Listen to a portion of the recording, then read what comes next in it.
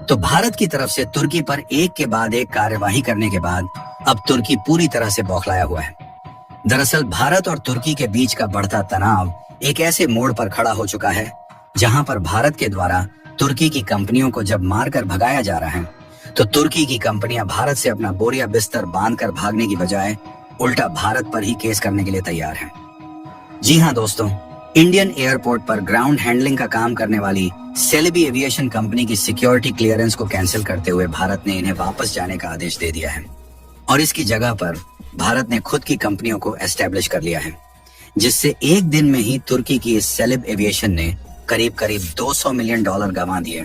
और ये company Indian high court की तरफ मूव कर चुकी है। लेकिन तुर्की जितनी ज्यादा गलती कर रहा है अपने लिए, उतनी ज्यादा मुसीबत खड़ी कर रहा है, क्योंकि भारत विरोधी तुर्की को देखते हुए एक्सपोर्टर ने मार्बल के एक्सपोर्ट पर भी रोक लगा दिया है। तो वहीं दूसरी ओर भारत तुर्की को सबक सिखाने के लिए आर्मेनिया को हथियारों की सप्लाई करने जा रहा है। आइए इस पूरी डेवलपमेंट को इस वीडियो में समझने के साथ साथ इस बात को भी समझने की कोशिश करते हैं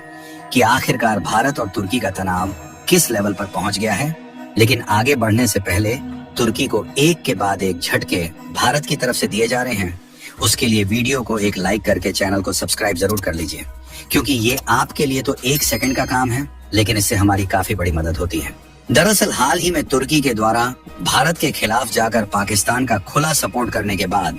भारत ने तुर्की को डिप्लोमेटिक तरीके से चोट पहुंचाना शुरू कर दिया है, क्योंकि भारत की तरफ से तुर्की के ऊपर एक एक करके वह कार्रवाई की जा रही है जिससे उनको शिकंजे में लाया जा सके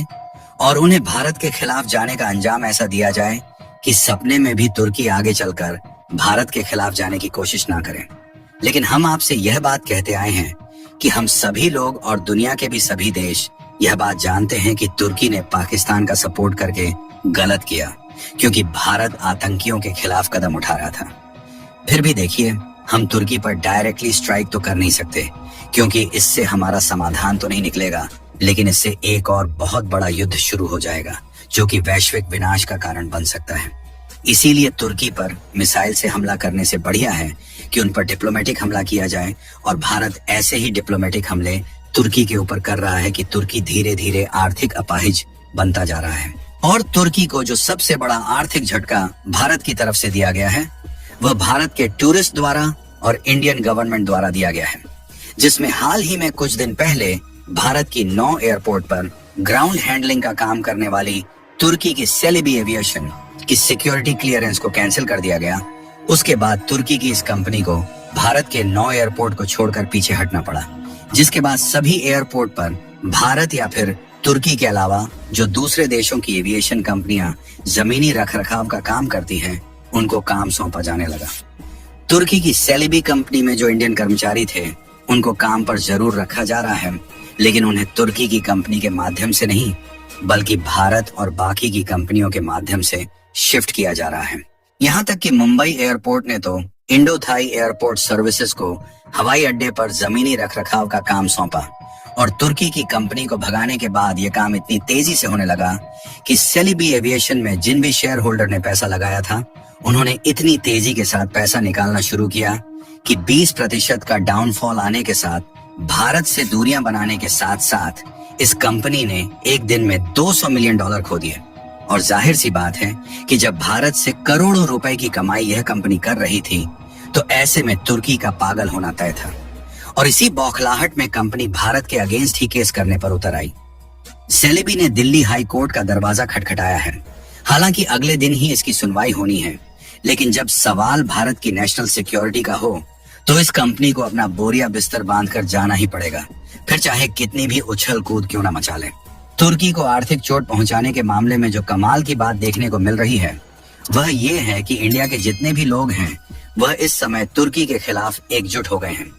जहां तुर्की के साथ साथ अजरबैजान को भी उखाड़ फेंकने के लिए इंडिया के लोगों ने अब तक 15,000 बुकिंग को कैंसिल कर दिया है। और तो और इस रिपोर्ट को देखकर आपका दिमाग हिल जाएगा कि अकेले इंडिया के जो वेडिंग टूरिस्ट है, यानी कि विवाह करने के लिए टूर पर जाते हैं, उनके ना जाने की वजह से अब तुर्की को सीधा सीधा $90 मिलियन का झटका लग रहा है। और तो और नुकसान होने वाला ये अमाउंट इतना ज्यादा बड़ा है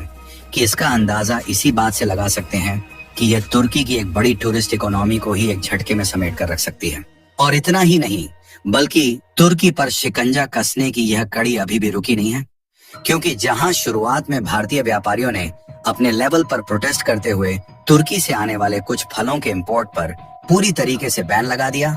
वहीं अब टाइल्स और मार्बल को एक बड़े लेवल पर प्रोड्यूस, असेंबल और एक्सपोर्ट करने वाली राजस्थान के उदयपुर की जो मार्बल एसोसिएशन कंपनियां हैं, उन्होंने तुर्की के साथ अपने व्यापार को पूरी तरीके से क्लोज कर दिया है। आपको बता दें कि उदयपुर संगमरमर यानी कि मार्बल के लिए दुनिया भर में जाना जाता है।